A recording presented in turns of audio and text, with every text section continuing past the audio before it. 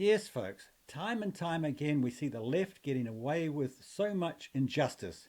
We've seen it on social media with the silencing of conservative speakers. We've seen it with Jussie Smollett and the Covington schoolboys. And of course, we've seen it recently with Israel Folau. So when we get a win, folks, we must celebrate it. And the recent victory for Gibson's bakery over the radical left-wing Oberlin College in Ohio is definitely one to celebrate.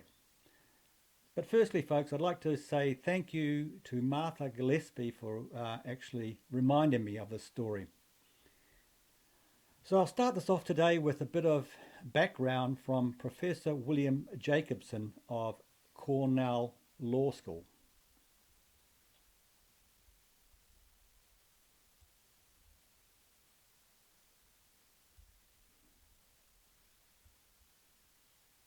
The short version of it is that the day after Donald Trump was elected, when the Oberlin College campus was already melting down because of the election, a black Oberlin College student was arrested for shoplifting.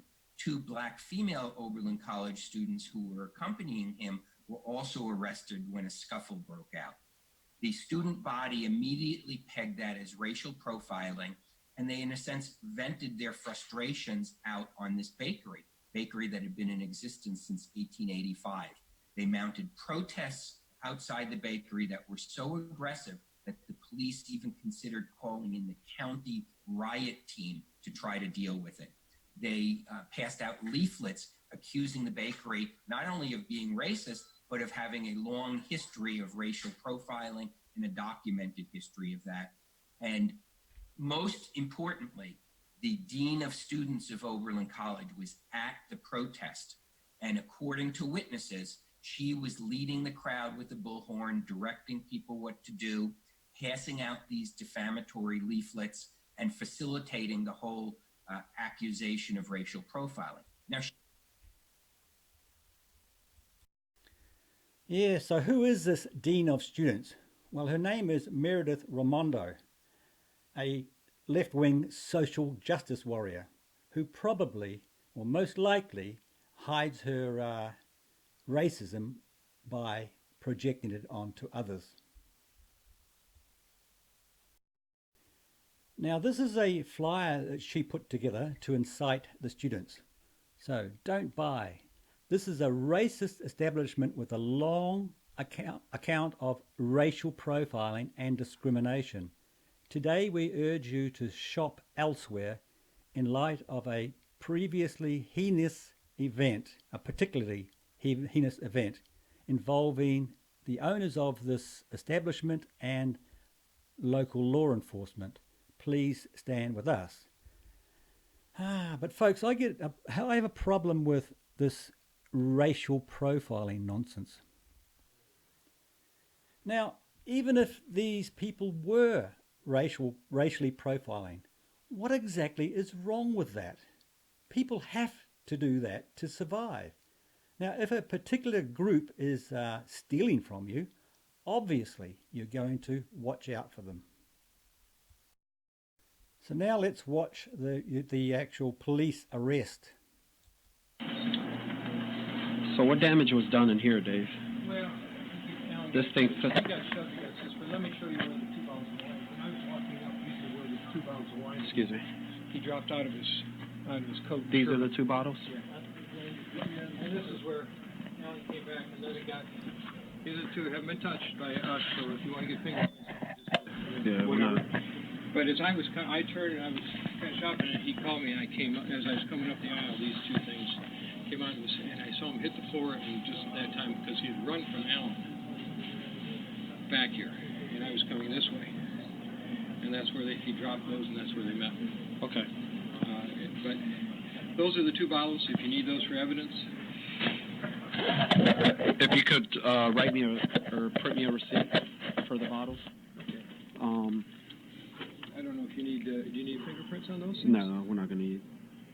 Because you've got an awful lot of students that are claiming otherwise, that saw it completely differently, as I hear them, that he did nothing.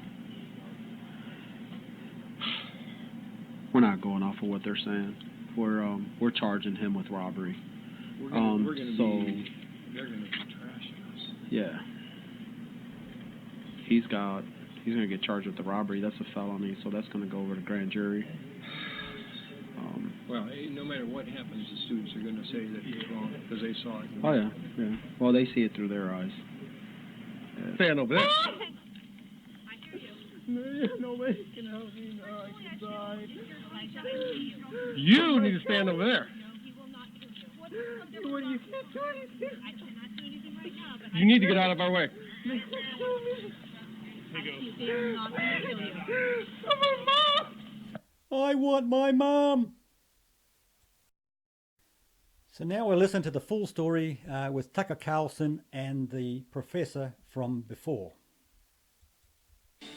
Good evening and welcome to Tucker Carlson tonight. How much more can America take from the activist left? Is there a limit to the abuse ordinary people are willing to endure from the social justice mob? How long before normal people start pushing back a little bit? Ever wondered? We're a little closer tonight to answering those questions. A jury in Ohio has ordered left-wing Oberlin College to pay $44 million in damages to a family that the college defamed in a hate hoax. The school will also pay the victims legal fees. It was a rare but totally unequivocal victory for reason and decency against the forces of lunacy and chaos, and we'd like to celebrate it tonight as we head into the weekend. The story begins back in 2016 when an underage Oberlin student used a fake ID to buy alcohol from a store called Gibson's Food Mart and Grocery. The man behind the counter, Alan Gibson, refused the sale. The student then tried to steal the bottle, so Gibson called the police. When the cops arrived, they found the student and two of his accomplices beating Gibson on the ground. Those are the facts of this case. No one has disputed them. The students, in fact, pled guilty. The case should have ended there. But because the student who shoplifted from the store is black, Oberlin attempted to manufacture a hate crime out of it. Swarms of entitled young progressives descended on Gibson's bakery and accused the family of racism. Watch. We are here today because yesterday, 3 students from the Africana community were assaulted and arrested as a result of a history of racial profiling and racial discrimination by Gibsons. All of this was slander. None of it was true. But Oberlin's Dean of Students, Meredith Raimondo, continued to provoke the mob. She distributed pamphlets defaming the Gibson family, calling them racist. In emails that were released during the trial, Raimondo attacked her own colleagues who defended the Gibsons and discussed, quote, unleashing the students on Gibson's bakery. College administrators tried to put the bakery out of business. They canceled its long-standing contracts with the college. It nearly worked, by the way. The Gibsons took no salary for 2 years. They laid off most of their staff. They almost shut down the business. Oberlin then used their suffering for leverage in negotiations. The college offered to reinstate the lucrative contracts if Gibson would drop charges against the shoplifter. The Gibsons refused. Instead, they fought back, and in the end, they won. Before the jury awarded the damages, Oberlin's lawyers whined that the $70,000 a year school couldn't afford the judgment. That turned out to be yet another ludicrous lie. Tax documents revealed the school has more than $1 billion in assets. Bill Jacobson is a professor at Cornell Law School. He's the publisher of the Legal Insurrection blog. He covered this case from beginning to end, virtually the only person to do so, and he joins us tonight. Mr. Jacobson, thanks a lot for coming on. Thank you for having me on. So, what do you think, having watched this from the first day to the last, what do you think the message the jury was sending was? Well, I think the message the jury was sending is that all lives matter, frankly, that the lives of this bakery, the lives of people who get up at 3 in the morning to cook the baked goods that the students eat in the dining halls matter just as much as anybody else. And the truth matters because these are people, as you've pointed out, who did nothing wrong. They literally were just minding their business that morning when they called the police on some shoplifters. And because of the crazed social justice, so-called social justice movement on our campuses, they were immediately designated an oppressor, in part because of their skin color, in part because they're the owner of a business, and they were put into a pigeon pigeonhole of someone who must be racist, who must have engaged in racial profiling. And nobody seemed to actually care about the facts that these are students who actually did shoplift. And I think that's what's so outrageous about it,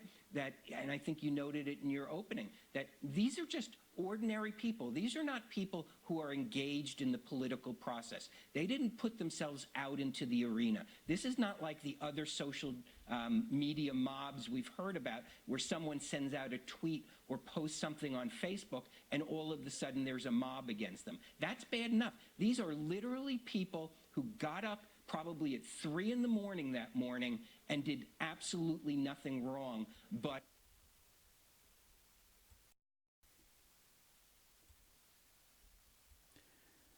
Yes, folks, that certainly was a win for decency and the law. And I think it will actually have a definite impact on the radical left, who think they're above the law, who think they can just go around bullying people.